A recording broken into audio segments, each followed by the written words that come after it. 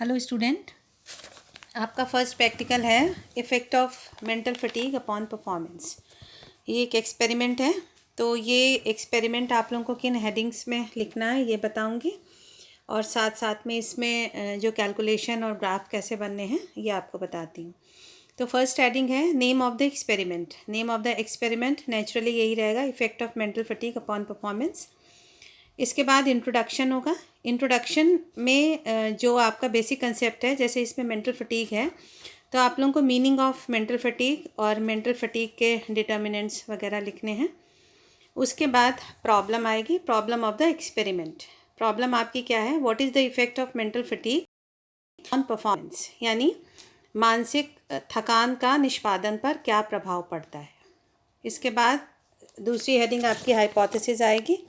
Hypothesis है mental fatigue would adversely affect the performance, मानसिक थकान का निष्पादन पर नकारात्मक प्रभाव पड़ेगा।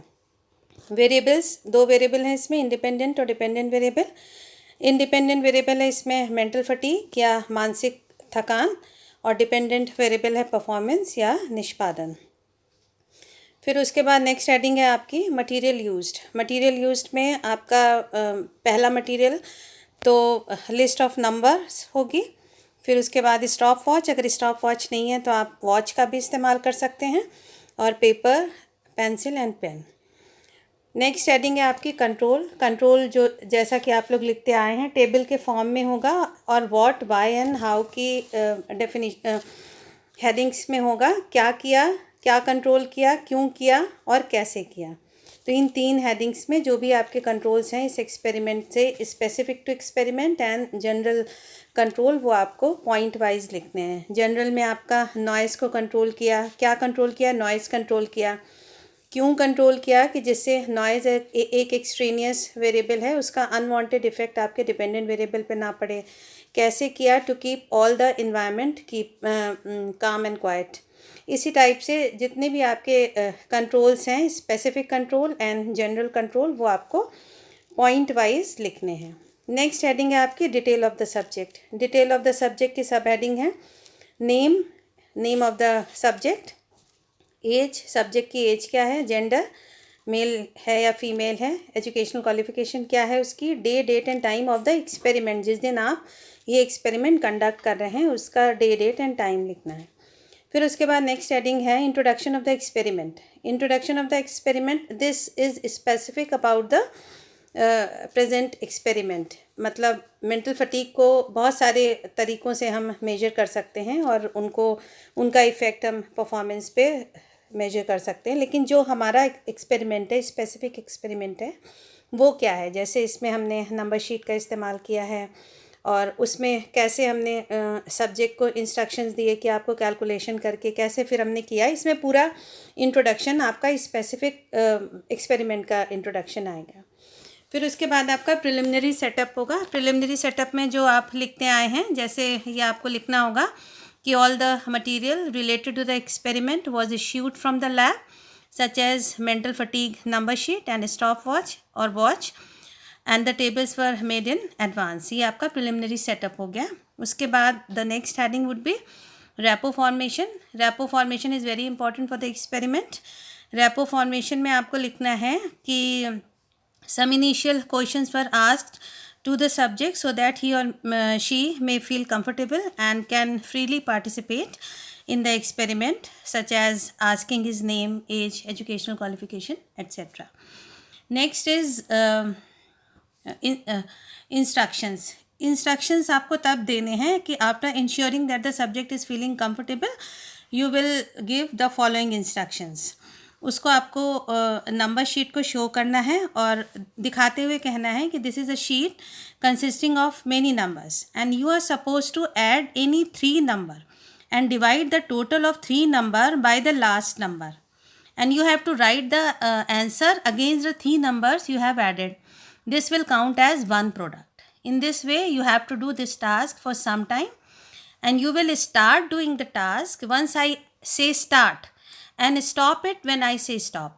In this way you are supposed to do this task for some time. ये instructions हो गए. And after ensuring that the subject has no doubt regarding the instructions of the experiment, you will proceed to the main procedure of the experiment.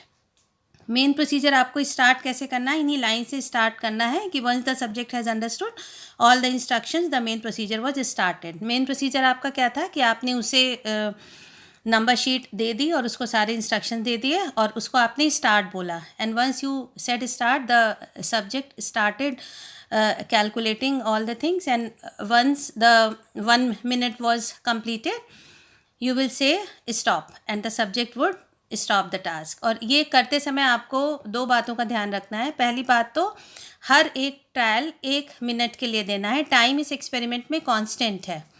10 trials आपके होंगे, 10 trial, हर trial आपका 1-1 minute का होगा. और जहाँ पर एक ट्रायल ख़त्म होता है और दूसरा ट्रायल स्टार्ट होता है, you will mark a big line. ये बड़ी लाइन हमको क्यों खींचनी है? So that after the completion of the experiment you may identify from where the second trial is beginning and at which part the first trial has ended. So in this way this is very important. तो ये 2 बातें आपके part में याद रखने लायक हैं. तो ये आपका प्रोसीजर हो गया. प्रोसीजर के बाद आपका आता है रिजल्ट एंड टेबल. टेबल बनाते समय आपको कई चीज़ों का ध्यान रखना है. जैसे फर्स्ट टेबल होगी आपकी performance of the table, sorry performance of the subject.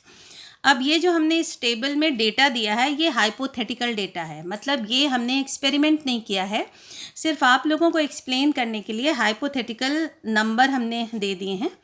क्योंकि हमारी हाइपोथेसिस ये है और प्रीवियस स्टडीज़ ये शो करती हैं कि जैसे जैसे कॉग्निटिव फटीग होती जाती है, परफॉर्मेंस हमारा डिटीरियोरेट होता है. क्योंकि हमारे सेंस ऑर्गन्स उतना काम नहीं करते हैं, हम उतना ज़्यादा अटेंशन नहीं पे कर पाते हैं.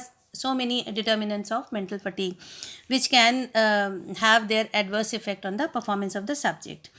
तो ये हाइपोथेटिकल डेटा है. इसमें जो आपको टेबल बनानी है इस फॉर्म में बनानी है. फर्स्ट कॉलम में ट्रायल्स होंगे, 1 से लेकर 10 ट्रायल लिख लीजिए. दूसरे में करेक्ट रिस्पॉन्सेज होंगे, तीसरे में एरर्स होंगी. Fourth column would be of total and the last column would be of total time पर ट्रायल. तो ये तो आपका कांस्टेंट ही होगा क्योंकि सारे ट्रायल में आपने 1 ही मिनट का टाइम दिया हुआ है.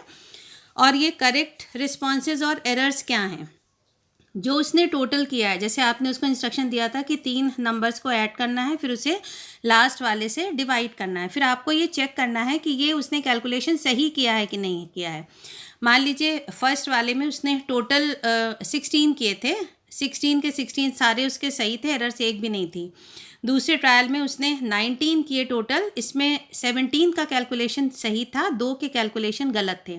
इस टाइप से आपने इस टेबल में डेटा की एंट्री कर ली. और मैं दोबारा रिपीट कर रही हूँ कि this is only a hypothetical data just to explain the procedure of the experiment. इस टाइप से आपको जब आपका कंडक्शन हो जाएगा और आप सब्जेक्ट को थैंक कह के लैब से भेज देंगी, उसके बाद का आपका ये कैलकुलेशन का पार्ट स्टार्ट होगा. Table 1 performance of the subject, और इस टेबल को इस फॉर्म में आपको लिखना है.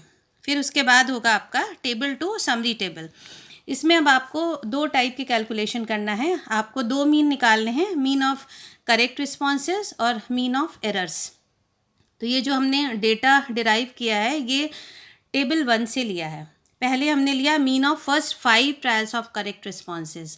जो हमारे एक्सपेरिमेंट के पहले 5 ट्रायल थे उनके जो करेक्ट रिस्पॉन्स वाला कॉलम है उससे हमने पहले के 5 डिजिट्स ले ली. मीन का फॉर्मूला क्या होता है? Summation X upon N. Mean is equal to पहली जो करेक्ट रिस्पॉन्स था वो 16 था, सेकेंड ट्रायल में 17 था, थर्ड ट्रायल में 17 था, फोर्थ ट्रायल में 16 था, फिफ्थ ट्रायल में 15 था, डिवाइडेड बाय 5. जब आपने इसको कैलकुलेशन किया तो मीन आपका 16.2 आ गया. इसी टाइप से आपने mean of last 5 trials of correct response भी निकाल लिया. ये लास्ट के 5 ट्रायल थे, उनका मीन आपने निकाल लिया. इसी टाइप से आपको एरर्स का भी मीन निकालना है. फर्स्ट 5 ट्रायल्स में जितनी एरर्स हुई हैं उनका मीन और लास्ट 5 ट्रायल्स में जितनी आपकी एरर्स हुई हैं उसका मीन निकाल के ये दोनों एंट्री भी आपकी कंप्लीट हो जाएंगी. नेक्स्ट है अब आपको ग्राफ. फर्स्ट ग्राफ जो आपका बनेगा वो ग्राफ ऑफ करेक्ट रिस्पॉन्सेज बनेगा. इसमें अब आपको क्या लेना है? रेंज आपको इसकी देख लेनी है. जैसे हमारी जो करेक्ट रिस्पॉन्सेज की रेंज थी वो शायद 17 थी। तो 0 से लेके 18 तक का इसमें प्लॉट कर लिया है और ट्रायल वाइज हमने इसमें प्लॉट कर दिया है। अब आप देख रहे होंगे कि स्टार्टिंग के जो 5 ट्रायल्स हैं उसमें करेक्ट रिस्पॉन्सेज ज़्यादा हैं और जैसे जैसे सब्जेक्ट का मेंटल फटीग बढ़ता जा रहा है करेक्ट रिस्पॉन्सेज कम होते जा रहे हैं और जो ये बार्स हैं ये कम होते जा रहे हैं, इनकी हाइट उतनी नहीं बची है। तो ये आपका फर्स्ट ग्राफ है that is based upon the correct responses of the subject. Second जो ग्राफ है वो ग्राफ ऑफ एरर्स है। इसमें आपने एरर्स का रेंज निकाल लिया। एरर्स जो मैक्सिमम थी वो 7 थी, 0 से लेकर 7 तक प्लॉट कर लिया और उसमें ट्रायल वाइज हमने दिखा लिया। जैसे फर्स्ट और फिफ्थ ट्रायल में एक भी गलती नहीं हुई थी, इसमें उसका जस्ट ऑपोजिट मिल रहा है कि जैसे जैसे मेंटल फटीग बढ़ती जा रही है, लास्ट के जो 5 ट्रायल्स हैं उनके बाद में हमें हाइट ज़्यादा मिल रही है, मतलब गलतियाँ ज़्यादा हो रही हैं। और स्टार्टिंग में जब सब्जेक्ट हमारा बिल्कुल फ्रेश था, उसको मेंटल फटीग नहीं थी, तो स्टार्टिंग में गलतियाँ बहुत कम हुई हैं। तो ये जो एरर्स का ग्राफ है ये भी आपको ये शो करता है कि जो मेंटल फटीग है वो परफॉर्मेंस को डिटीरियोरेट कर रही है। उसके बाद जो लास्ट आपका आएगा वो interpretation and verification of the hypothesis आएगा। इसमें आपको स्टार्ट करना है, प्रॉब्लम को पहले लिखिएगा, उसके बाद आपकी हाइपोथेसिस क्या थी कि mental fatigue will adversely affect the performance of the subject. तो इसको आपके जो रिज़ल्ट आए हैं, रिज़ल्ट इन द सेंस कि जो मीन ऑफ करेक्ट रिस्पॉन्स आया है 5 ट्रायल स्टार्टिंग के और लास्ट 5 ट्रायल्स का, और जो एरर्स का आया है first 5 trial and last 5 trial का, उससे कंपेयर करते हैं। और जब हम दोनों ग्राफ को कंपेयर कर रहे हैं तो ये हमारे हाइपोथेसिस को वेरीफाई करते हैं। ठीक है, तो इसका मतलब हमारी ऑल्टरनेटिव हाइपोथेसिस एक्सेप्ट होती है और नल हाइपोथेसिस हमारी रिजेक्ट होती है। अब इसमें आपको अपने प्रीवियस स्टडीज़ क्या कहती हैं, जैसे प्रीवियस स्टडीज़ आपकी यही बात बोलती हैं कि जो मेंटल फटीग है उसका परफॉर्मेंस पर नेगेटिव इफ़ेक्ट पड़ता है। और इसके क्या रीजंस होते हैं? रीजंस ये होते हैं कि हमारी मेंटल एबिलिटीज़ और जो कॉग्निशन हमारा होता है वो इतना पजल्ड अप हो जाता है कि हम काम को उतनी एक्यूरेसी के साथ नहीं कर पाते हैं। और प्लस एक ही काम हम लगातार करते हैं तो हमारा ध्यान डाइवर्ट हो जाता है, उतना अटेंशन नहीं रह जाता, हमारा कंसंट्रेशन है जो लूज़ हो जाता है। तो इस बहुत सारे फैक्टर्स हैं, उन फैक्टर्स का रेफरेंस देते हुए आपको अपने रिजल्ट्स को वेरीफाई करना है और अपनी हाइपोथेसिस को in view of your result, मतलब result obtain from the experimentation, उसको आपको यहाँ पे वेरीफाई करते हुए लिखना है। तो this is all about the experiment which is first experiment, effect of mental fatigue upon performance. Thank you.